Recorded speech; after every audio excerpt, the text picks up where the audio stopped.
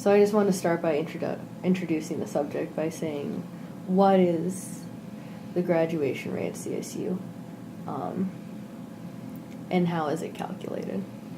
Okay, so mainly graduation rates are calculated according to IPED's data, which looks at your first-time, full-time degree-seeking students. Mm-hmm. And so first-time means those students who have never previously enrolled at another institution. So what that basically means is the federal government is judging 4- and 6-year graduation rates only by the students that start and stop at the same institution. Okay, now for a large percentage of our population, that's not the case. We believe that transfer students make up anywhere between 50 to 55% of the undergraduate student body at Cleveland State. So you're missing a huge chunk of these students. Now, I'll have to get the exact figures for you, but I think currently our 6-year graduation rate maybe rests somewhere in the mid-40s, mid to low 40s. I'll get the exact numbers for you. But we have a goal, a plan I can actually pull up for you that wants to bump that number up about 3 or 4 percentage points. Mm-hmm. And so to move it up to the high 40%. That is available off of our website for undergraduate studies. The IPEDS cohort 6-year graduation rate, we want to move that to 45%. Currently it's at 38.7. Mm-hmm. See, it affects this number here. And you can see that they reference this IPEDS cohort. So I'm going to give you a plethora of data related to CSU's IPEDS rates, okay, and show you what we're currently at and what the goals are for it. But you can see how big of an impact it has, because we use this as a measure on how successful we are as an institution. Mm-hmm. This college completion plan is not something that we just dream up. The Ohio Department of Higher Education asked us for this plan, and so all of these measures and all of these different types of ways we look at data comes out of Columbus. What is critical to understand about that is a lot of our funding now is predicated on how well you did in impacting these numbers. Mm-hmm. So it's not just everybody gets paid the same based upon how many students they have at their institution. It's how much have you moved the needle? How much have you increased your 4-year and 6-year graduation rates? How much have you increased your retention rates? And so that's why this information is so critical. And the reason IPEDS is used to determine graduation rate is because it's mandatory for all schools to report it? I believe one of the criteria of why this is the one that people opt to use is that federal law requires that institutions participating in receiving student aid have to report on enrollment, degree completion, graduation rates, staff, finances, prices, and student financial aid. So yeah, that's the carrot. Mm-hmm. And if you're going to offer any type of those services, in order to get federal dollars, you have to report on those numbers. Okay. And you hit on that the student population at CSU has a large transfer population, and they aren't counted in this number. In the research I did, IPEDS originally were a measurement used to make sure that the 1990 Student Right to Know and Campus Security Act was being held up, and that was mostly a measure to protect student athletes. Since then, student athletes aren't actually reported to the same institution in the article that I read, but it's still being used. Student athletes, though, they don't typically transfer. They're full-time and they are first-time students. So as far as Cleveland State, since we do have a high transfer population, how does that kind of stack against other public institutions in the state? Well, I'm glad that you asked. ODHE recently gave us some data for a 2011-2012 cohort, okay? Mm-hmm. So a cohort is basically a group of students, and to measure out 6 years of a graduation rate brings us to 2018, where we're currently at. So that's why that's the cohort they looked at. 2011, 2012, plus 6 years gets us to 2018. And what I found fascinating are the number of transfers we deal with. Now, why is this report that I'm going to give you the stats for so critical? Well, it's because if you ask each institution how they do, you may get 10 to 15 different answers based upon the way they collect data. What's great about the report here is this is one single entity, ODHE, Ohio Department of Higher Education, telling you what the numbers are. And I find this fascinating. So, out of this cohort, the only institution in Ohio that had more transfers than us was Ohio State. They had 1,000 transfers transfer into their cohort. We were the next highest at 846. Okay? So if you want to know how this disproportionately affects CSU, you only need to look at the number of transfers we actually get. Now, what's interesting on the 1,000 versus the 846 is we know Ohio State is probably 5 times the size of us, but only has about 154 more transfer students. So that's pretty remarkable.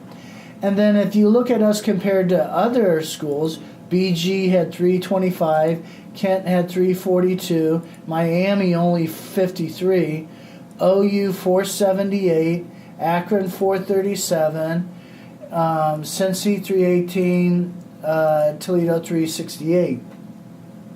So what's remarkable is even if you look at Kent and Akron, probably in Northeast Ohio, we're getting twice as many transfers as those institutions are. Now, what's interesting, again, is our students probably aren't completing at the same rates as other people. For example, Kent completes at a higher rate than us, just by a couple percentage points. But, we dwarf Akron's completion rate. Mm-hmm. And so this is information you can use in your article. And then to break it down further, if you look at our 3 feeder local community colleges from Tri-C, Lorain, and Lakeland, it shows you how they perform. Okay? The students from Lorain actually perform the best in terms of completing their degree. But we get the largest percentage from Tri-C. Again, Tri-C gives us about 5 times as many transfers as Lakeland or Lorain. Okay. Both Kent and Akron, for example, are roughly twice the size of us, but we get twice as many transfers as them. So you did say that this does have an effect on policy and funding, the graduation rate does.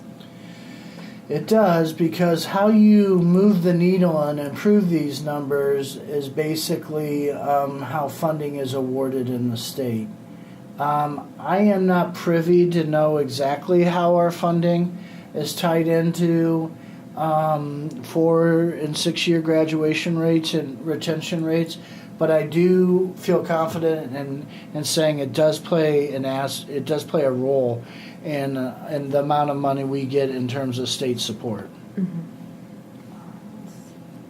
So how is CSU adapting to that? I know you kind of showed me the goals for the next couple of years to try to get these numbers up according to how they're measuring it. So we've done a variety of things in terms of trying to make the process a little bit more seamless for students.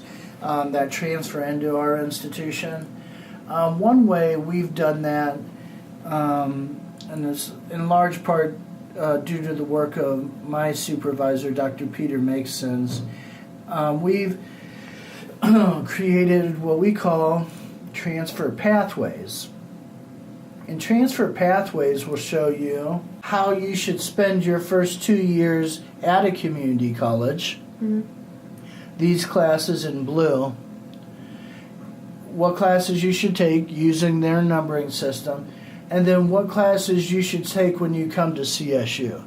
This takes all the guesswork out of it. Mm-hmm. Now, we have done that for close to 30 different majors at Tri-C. We're just starting to do that at Lorraine. We got our first 4 up with economics, history, sociology, and women's studies. But the idea behind this is if you follow these pathways, it's almost impossible to make a mistake because you could just term by term take exactly what you want. This is one way we've sought to eliminate any confusion. Now, the caveat to that, we have about 30 of these done for Tri-C, but we know we actually have a lot more majors than that. So we don't have them for all of our majors. You don't see them for engineering, for example. And so there's still a lot of work to be done on that front. Other things we've done, we now go out to Tri-C. And we have an advisor, Matt Young, dedicated to Lakeland and Lorraine, where we actually go out there and do hours at these locations. So community college students are getting this information earlier and earlier in the process. So instead of it being 3 or 4 semesters till you speak to somebody from Cleveland State, we're trying to make sure that happens in the first or second semester. Also aiding in that work are the transfer centers at the respective community colleges. Tri-C, for example, now has a transfer center at every one of their locations. So a student can go in there, ask to speak with the transfer center specialist, and they'll be guided on looking at a variety of different institutions, how to keep their options open, following the transfer guides, things like that. They don't advise students, but what they do is help them in terms of the admissions process and make sure they get connected with their counselors at their respective community colleges to make sure they're getting the proper advice. Most people don't finish a credential at a community college before transferring. When Tri-C first started, I think when they started looking at this number 5 to 10 years ago, and they've looked at it way before then, but only recently has it gotten more and more attention. Tri-C only used to graduate 4% of their student body. Mm-hmm. Since then, it's up to about 18% now. So they've done a fantastic job. They basically quadrupled what their graduation rate is. But that's still only 18 to 20% of the student body. You still have 80% of students not being counted in the total. So it is a good point that they start to measure people who have completed an associate's degree, but we know 80% of people who take classes there aren't finishing associate degrees. So that's why it's still a major issue. The reason it kind of dinged in my mind is when we were looking at the transfer guides, it seems like you guys going to the community colleges is kind of setting people on a path to finish, get their associates there, and then come here. And that helps with the graduation rate being counted here.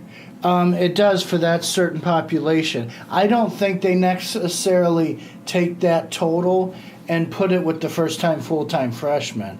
I think they may measure it, but I don't think they actually put it with that first-time full-time cohort number. I could be wrong about that. I would need to look at exactly how they measure it.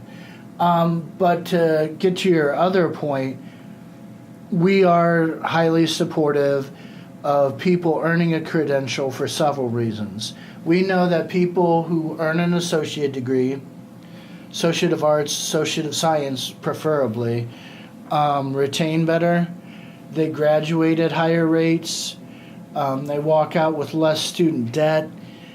So there's a variety of reasons why we support it. One of the underlying reasons of why we do it is Ohio has a goal that by 2025, 65% of the populace will have a credential of some sort. And right now that number is at about 42%. So they think by 2025 they want to bump that up almost 20 percentage points. And the only way to do that is by people such as myself and fellow advisors and counselors encouraging students to finish that award or associate's degree. Because the true measure of a credential is an associate degree or kind of higher. Mm-hmm. Okay, so that's why a lot of us are passionate about people earning that, because there is a huge goal attached in the state of Ohio that we will measure ourselves in 7 years from now in terms of how much we move that needle. As far as the administrative level, what metrics would you like policymakers to adopt as far as counting graduates? Like, what do you think they should be looking at that they're not? Well, I think the National Student Clearinghouse has a better approach, where it doesn't matter if you start at a 2-year or a 4-year, your number will be tabulated. So many times I hear people talking about the cost of attendance and whatnot, and how do we defray the cost of attendance and keep costs down for students. But one way to do that is to have students start at a community college, because a course at a community college generally runs about a third of what a cost at a 4-year institution does. So a class here that would normally cost about $1,200 is about $400 at a community college. And so one thing I would really want to push for is allowing people to start at a community college, and whether or not they even finish a credential, letting them be counted in the total of 4-year and 6-year graduation rates. You can do that through the National Student Clearinghouse, which tracks people no matter where they go. So then who would get the credit for graduating that student? The institution they finish at? I think both. The 2-year institution, if they do finish a credential, but the 4-year as well, if they finish the bachelor's. So I think both would benefit from it. Okay. Is that kind of where the idea of dual enrollment comes from? Dual enrollment is more of an approach taken by some community college students when they need to be taking things at the 4-year institution that are not offered at the 2-year institution. It's generally recommended on our campus for people pursuing education or engineering, where there's classes that you need the sophomore year that the community colleges don't offer equivalents to. Okay. And that probably helps bridge the pathway clearly from community college to 4-year institution. It does. It does help, especially in those two particular colleges. Is there anything else you'd like me to include, or something, last remarks? We have been on this crusade for quite a while. We actually had students at CSU lobby Congress for a change in this rule, because this is a federal rule. Mm-hmm. Okay, this isn't a state of Ohio thing. And about 2 or 3 years ago, we actually had a campaign where we lobbied legislators to change their approach to that. Just because students with remarkable stories weren't being counted in the total. Cleveland State submitted several students during that campaign that had their voices heard. but to some degree it fell on deaf ears, and we still need to keep pushing this as an important item to lobby people in D.C. and in our own state legislators to kind of take a look at this, because we are leaving out, some of the best stories in higher education, and in terms of not counting them at the finish line.